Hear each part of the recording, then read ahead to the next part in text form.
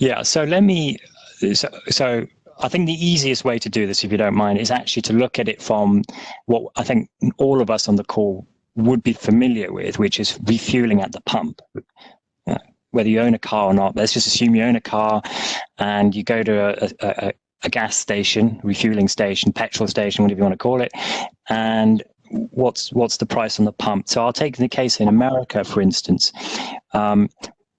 What we are showing at the pump roughly, and obviously these things vary from day to day, but it's around $15 per kilogram.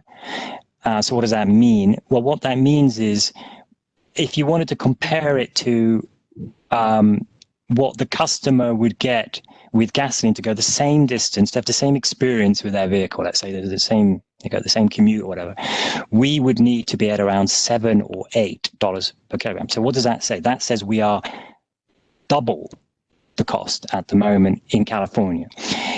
And you can sort of translate that back through the rest of the value chain.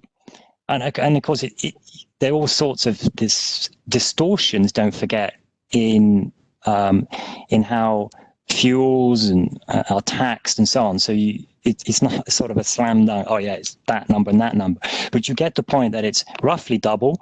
And in fact, in industrial applications where there's even less, it's even more around the cents and pennies. I showed that slide earlier where, let's say, a large refinery sitting on, right next to an electrolyzer. There's very little transportation costs. It really needs the hydrogen to be around that very low couple of dollars per kilogram. And what does it pay today? If it was using renewable, it's probably going to be paying, if it's lucky, $4 or $5. So again, double, maybe in the worst case, 2 or 3 times. So, and that is why we need a price on carbon, because if you have a price on carbon, then you kind of level up the playing field, and suddenly all those renewable-based,